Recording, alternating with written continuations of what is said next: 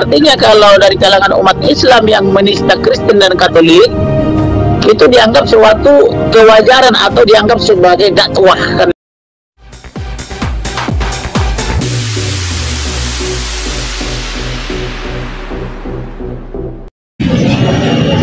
Shalom saudara-saudaraku yang diberkati oleh Tuhan kita Yesus Kristus. Puji Tuhan, jumpa lagi dengan saya Pendeta Edison Senayan dari kota Manado. Dewasa ini saudara-saudaraku, perjuangan kita bersama, yaitu para apologet Kristen, memperjuangkan hak kita bersama untuk menjalankan ibadah sesuai dengan agama dan kepercayaan kita masing-masing, saudara-saudaraku. Terutama bagi kita umat-umat minoritas yang ada di Indonesia, di mana tidak lagi menjadi rahasia, saudara-saudaraku, selama ini umat-umat minoritas atau umat-umat Kristen banyak mengalami kendala, baik dari segi ibadah maupun pembangunan tempat ibadah, bahkan mengalami kendala mengenai perizinan dan sebagainya, saudara-saudaraku. Tapi saya sangat bersyukur dan berterima kasih bahwa Tuhan telah memilih salah satu hambanya yang sangat peduli tentang keberadaan umat-umat Kristen di Indonesia. Beliau adalah hamba hukum, saudara-saudaraku, yang juga adalah pelayan Tuhan. Dan marilah kita dengarkan dan saksikan bersama-sama ulasannya berikut ini. Kalau yang menista itu dari saudara-saudara kita umat Muslim, biasanya itu dianggap sirkus oleh Kapolri, Kabar Eskrim, dan dir daripada Polri, terutama dir Cyber Polri ya. Artinya kalau dari kalangan umat Islam yang menista Kristen dan Katolik, itu dianggap suatu kewajaran atau dianggap sebagai dakwah, kan begitu, dakwah ya.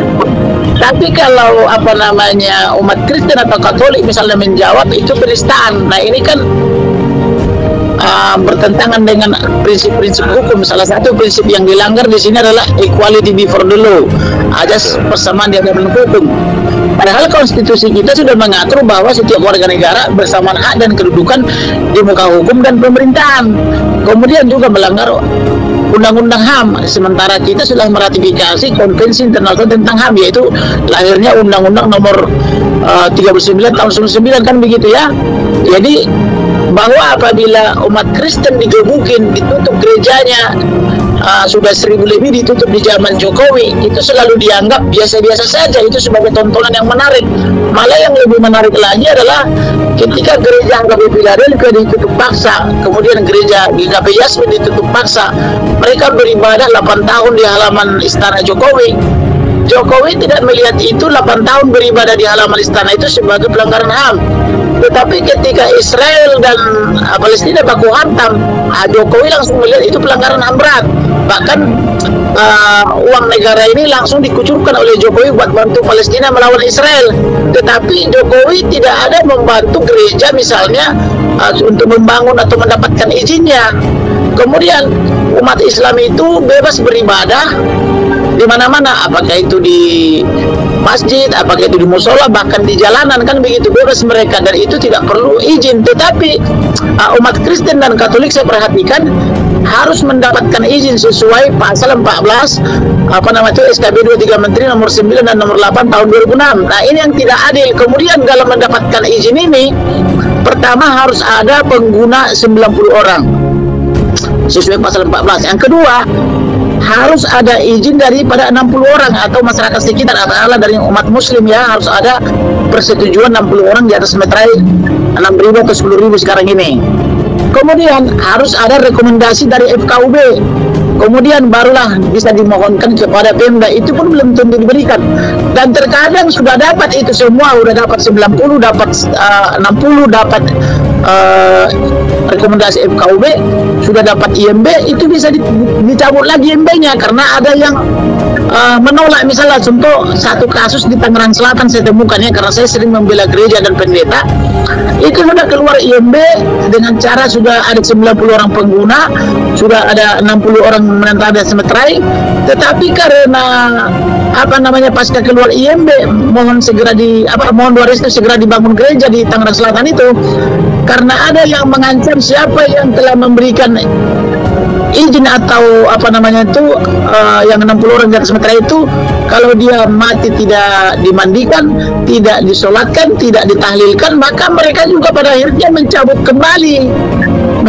kembali persetujuan di atas meterai itu. Akhirnya IMB yang sudah dikeluarkan wali kota Tangerang Selatan bisa dicabut kembali gitu loh. Jadi bagaimana berbangsa dan bernegara seperti ini? Hak asasi manusia kita didasarkan pada tanda tangan orang di atas meterai, sedangkan kita ini bukan anak tiri daripada republik ini. Seperti saya lah misalnya, negara Indonesia ini berdiri karena peran opung saya. Itu selalu saya katakan kepada putra-putri Soekarno karena saya pengacara mereka.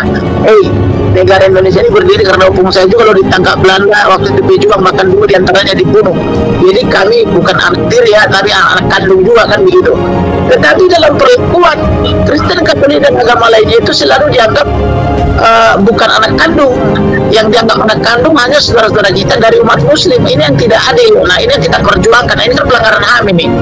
Dan pemerintah selalu pura-pura nutup mata kalau terjadi pengerusakan gereja, seperti katakanlah misalnya kemarin waktu Natalan di Lampung ditutup, kemudian sebelumnya di Gamas Raya Padang sana, kemudian tahun ini juga Januari di Pulau Batam, bahkan minggu lalu di Bandung kan gitu, gereja KBP ditutup lagi. Dan pemerintah biasanya pura-pura nggak tahu. Jadi artinya punya mata tak melihat, punya telinga tak mendengar begitu.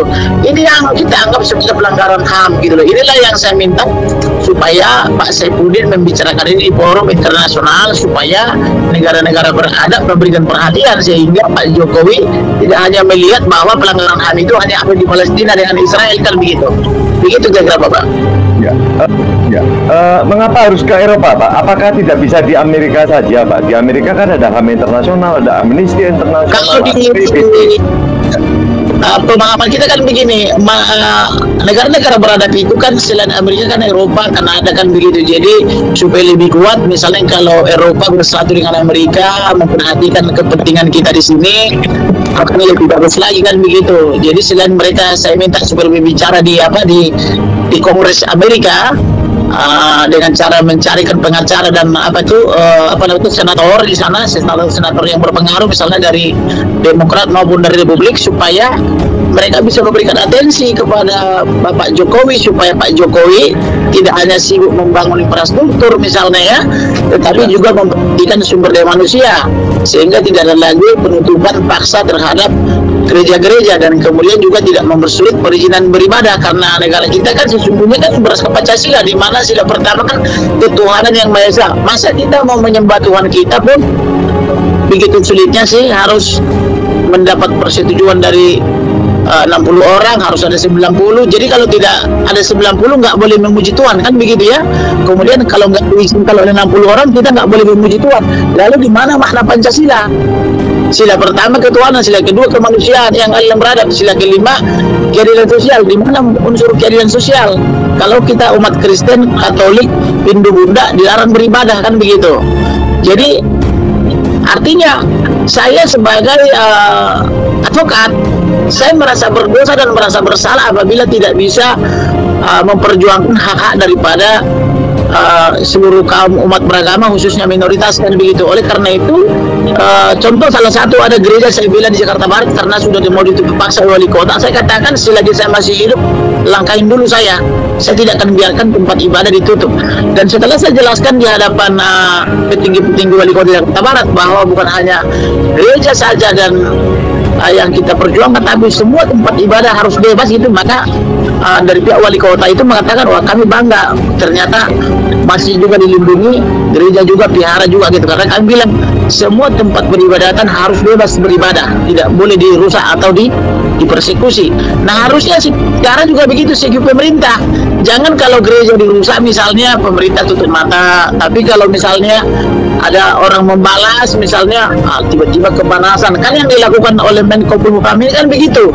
Ketika para ustadz kiai sebagian besar menista agama Kristen, bahkan setiap tahun, setiap Desember mengatakan halal mengucapkan Natal, yang Natalan adalah Kristen tapi yang kepanasan adalah saudara-saudara kita sebagai umat Islam, kan begitu ya, dengan mengharamkan Natal itu. Maka saya tengok itu dari presiden, wakil presiden sampai menteri-menteri pura-pura nggak tahu aja, tetapi ketika ada yang membalas langsung dituduh penistaan. Nah inilah pelanggaran HAM berat, inilah standar ganda dalam penerapan hukum kita. Ini yang saya tidak mau. Jadi saya mau bahwa seluruh warga negara bersamaan hak dan kedudukan di muka hukum dan pemerintahan, apakah dia muslim atau non muslim, harus boleh beribadah. Karena itu merupakan. Kita sudah ikuti bersama-sama saudara-saudaraku pemaparan dan penjelasan yang telah disampaikan oleh salah seorang hamba hukum ini, saudara-saudaraku, dan beliau sekaligus sebagai hamba Tuhan, dan perjuangannya untuk menegakkan kebenaran dan keadilan, terutama membela kaum minoritas di Indonesia ini, saudara-saudaraku. Dan tetap kita dukung dalam doa, dan saya percaya Tuhan kita Yesus Kristus selalu menyertai dan memberkati perjuangan hambanya. Haleluya. Dan kita akan jumpa lagi pada video-video selanjutnya. Tuhan Yesus memberkatimu. Haleluya. Amin.